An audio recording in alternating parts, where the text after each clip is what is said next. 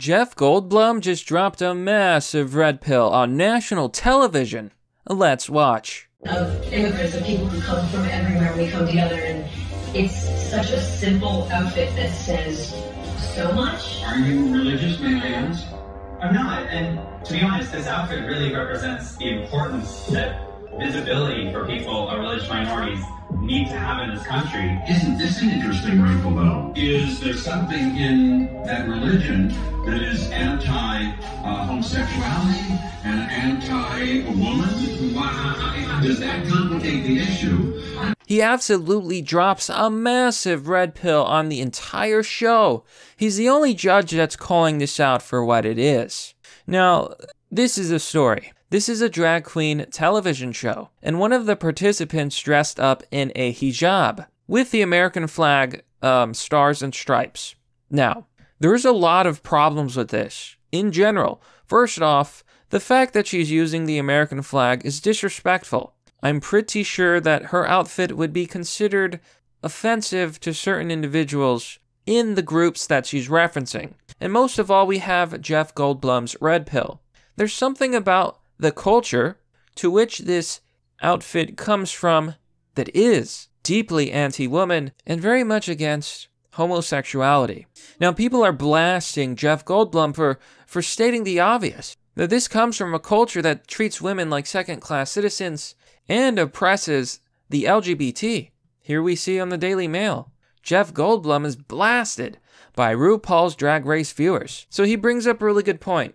Is this person religious? Because if they aren't religious, then the drag queen's name is Jackie Cox. If they aren't religious, then donning the religious apparel of another religion, that itself can be considered offensive to certain groups. But the fact of the matter is, Jeff Goldblum has a point. It is well known that in Islam, women are treated as second-class citizens and the LGBT is not tolerated. That is simply how it is. Now, I'm going to take you to Pew Forum, and this goes over some of the data on views of gay marriage in Islam. Here you can see men and women in Islam who oppose gay marriage, and as you can see, 69% of men do, and 31% of women do.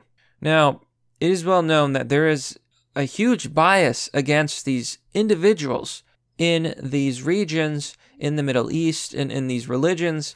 And if you look at this chart in particular, you can see that the belief in God among those who are Muslim who oppose gay marriage is 94%. In other words, 94% of Muslims who are against gay marriage are religious. Now, this is important to point out, and this is why Jeff Goldblum brought up religion, because it is primarily the religion of Islam that says that women are second-class citizens, that they are the property of men, and that the LGBT is a crime and criminal. Now, I know there's people out there who are delusional, and they actually think that none of this is true. That's what people are claiming about Jeff Goldblum, that, oh, he just lied. He's generalizing an entire religion. But we have data here that shows that more than half of the Muslims they surveyed said they were against the LGBT. Now, I want to show you something. Let's take a look on Reddit, for example. In this subreddit is one that supports the LGBT.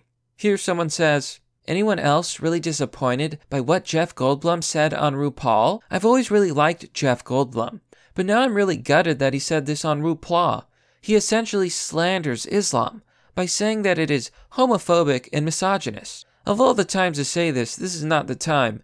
We have Trump in power and fear outsiders. Xenophobia is amplified by the pandemic, but this is the opportunity for a teaching moment in a time where solidarity with all minorities. Newsflash, Islam is one of the biggest and fastest growing religions on the planet.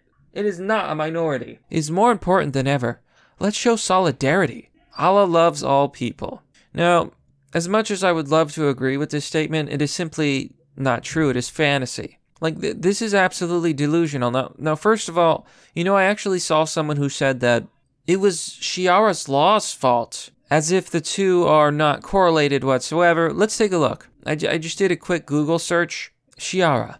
Islamic law or Shiara law is a religious law forming part of the Islamic tradition. It is derived from religious precepts of Islam, particularly the Quran, and the Hadith. Sharia law is Islamic law. It is religious law. Now, if you go to the page on Wikipedia, LGBT in Islam, there's an entire section about criminalization.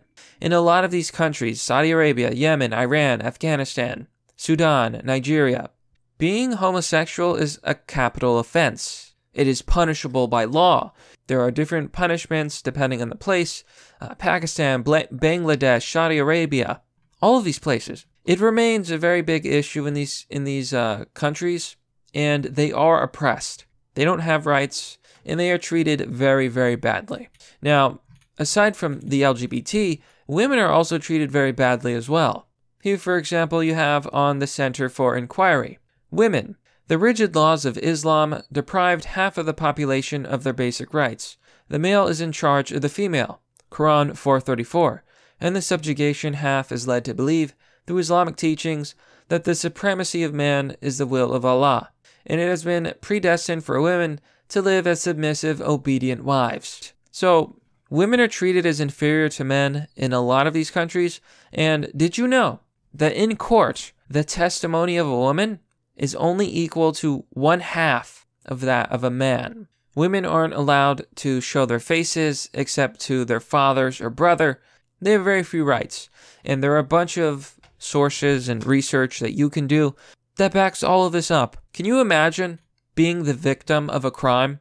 You were robbed by a criminal, and because you're a woman and the criminal was a man, they get away with it. So here's the major thing about all this. Jeff Goldblum is right. That was a terrible choice for a costume. Not only is she not religious, not only did she put the American flag on it, not only is the outfit a representation of something that is anti-woman and anti-homosexuality, you would have to be absolutely delusional to believe that anything you're promoting, which is progressive ideals and equality and pro-immigration and pro-tolerance, is represented by that outfit, because it is not. Jeff Goldblum calls out bullshit. So RuPaul commented that drag has always shaken the tree.